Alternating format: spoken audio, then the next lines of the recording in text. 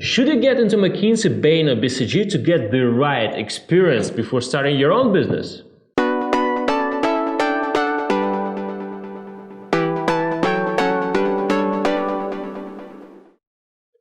I think I learned 3 really important things at McKinsey. One is getting things done.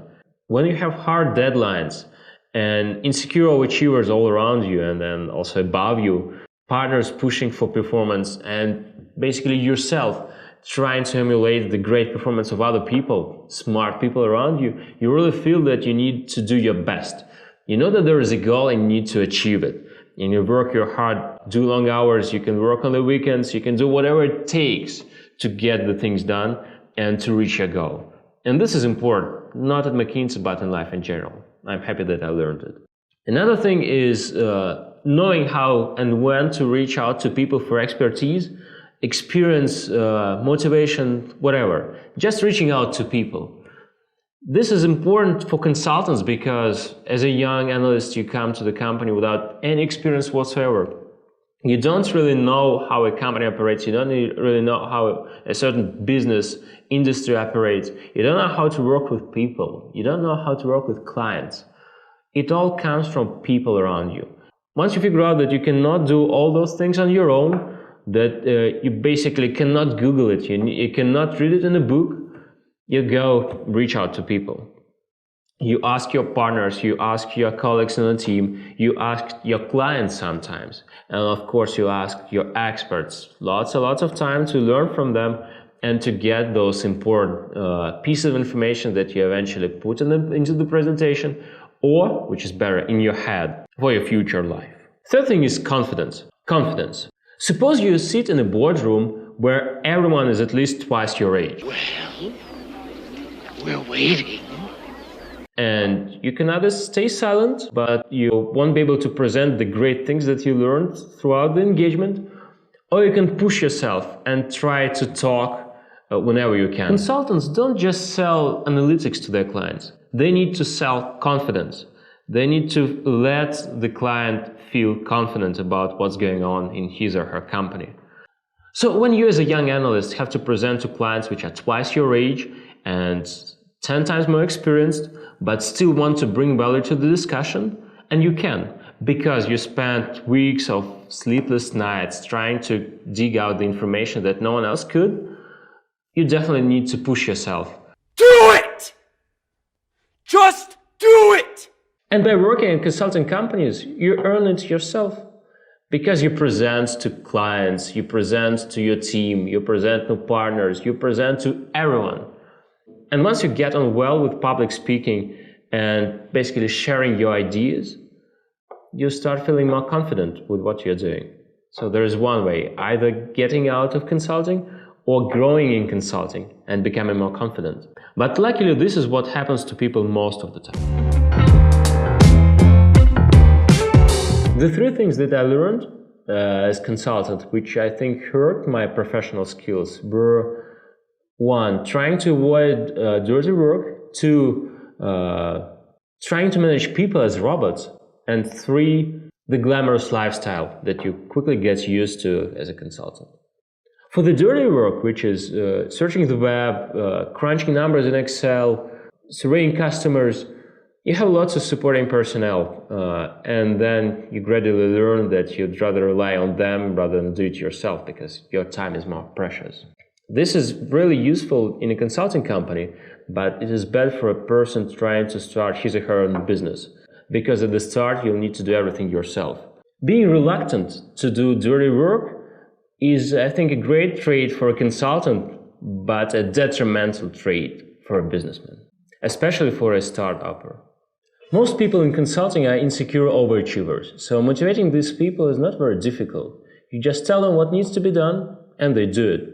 No worries about hard work, no worries about long nights, no worries about working on weekends, whatever. They just get things done. This is a great thing for a company, but this is a bad thing for a future manager. In a normal company, though, employees have their own agendas and their own motivations, and they won't really stay long nights with you just to get things done. You need to persuade them. You need to figure out what problems they have. and what you need to do, how you need to talk to them, how you need to inspire them in order to reach the objective that's in front of you, but not in front of them.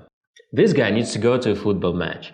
This girl is pregnant and doesn't really want to stay long hours. This guy is super unhappy about his family relationship and cannot devote himself full time to work. What do you do with these people? That's a question that consultant oftentimes cannot answer. The most expensive airplane ticket that I had in my life cost about $8,000.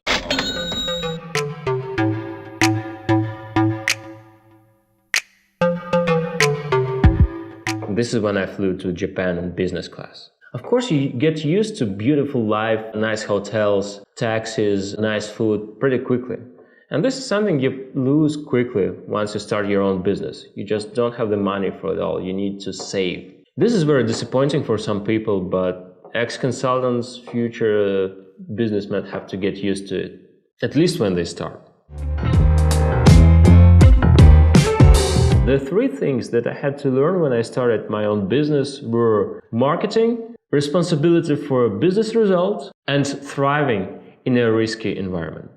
As a business analyst at a big three company, you don't really need to worry about marketing.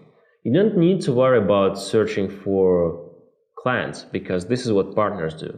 And after all, even partners don't really need to do anything with marketing. They just need to build relations with clients. But in a real business that you start once you leave consulting, you need to figure out how to bring people to you, how to make them buy your product, how to persuade them that you are the right person. To learn it takes time and effort. Compared to the setup of your own business, consulting is a risk-free environment. The worst thing that can happen to you is getting fired, but in most cases, you really need to screw things up in order to get fired. You really need to perform below the bar.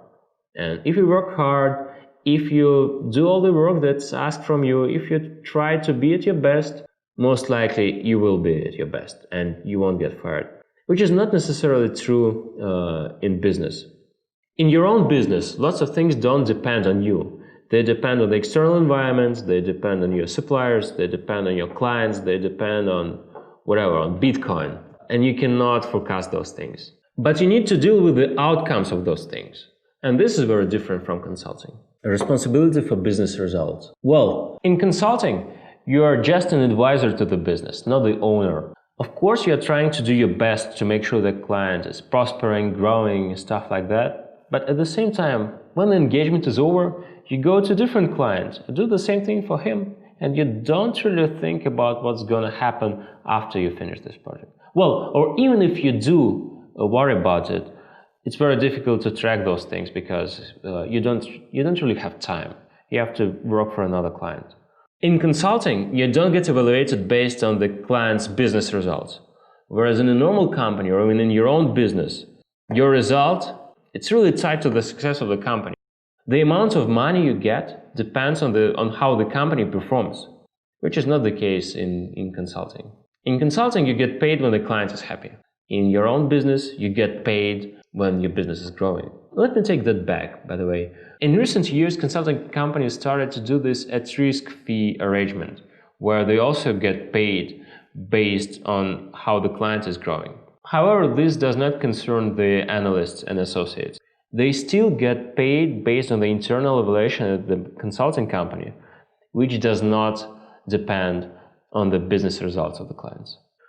My McKinsey experience was a life changer to me, and I'm proud to be a McKinsey alumnus.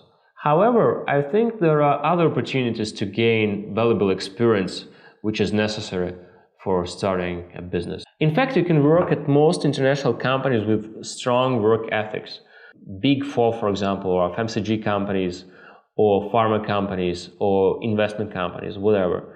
Any place with a results-oriented culture would really be a great business university for you. I think it also makes sense to get some industry experience before you want to start your own company. For example, I don't think you'll be able to start a financial business or a banking business without significant prior experience in a bank or a financial institution.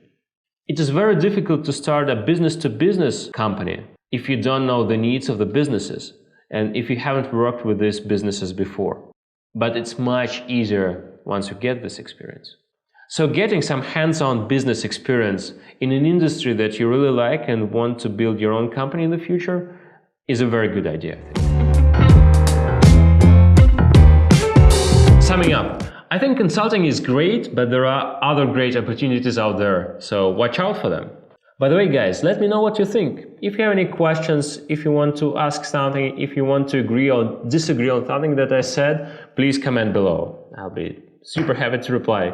And of course, I'll be super happy to see you among my subscribers. Cheers!